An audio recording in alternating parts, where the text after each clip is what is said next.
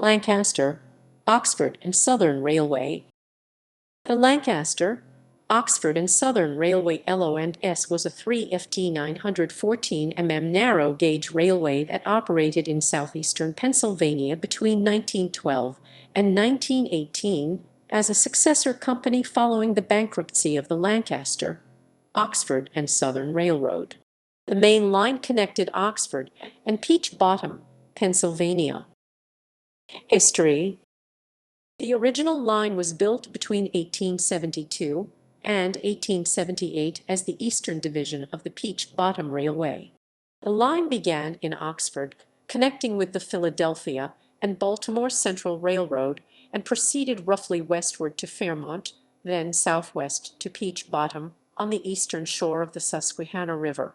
The line served passengers and freight from farm communities, but there were no industries on the line, and it was not successful financially. It originally used Type 2-40 steam locomotives. In 1881, the Peach Bottom Railway declared bankruptcy and was reorganized as the Peach Bottom Railroad. In 1890, the company went bankrupt again, and it was sold to investors who reorganized as the 3FT 914 mm narrow-gauge Lancaster, Oxford and Southern Railroad.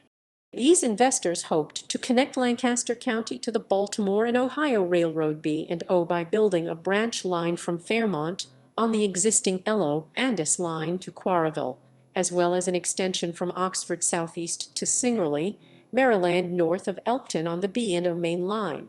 To this end, they planned to convert the existing tracks to standard gauge.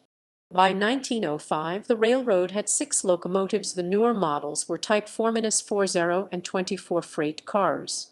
The LO&S owners did not have sufficient finances to build the B&O connection, nor to convert to standard gauge.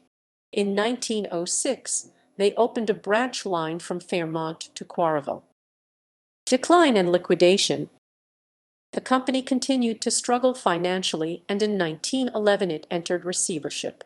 New owners took control in 1912 of the reorganized Lancaster, Oxford and Southern Railway, but they were no more successful in reviving the company, and by 1914 the LO&S discontinued all trains except for a small mail operation using a speeder.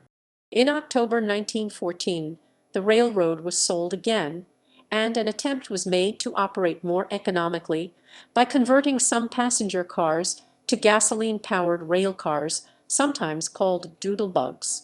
Competition for freight traffic from trucks, as well as the high prices being offered for scrap metal during World War I, led the management to permanently close the railroad in 1918.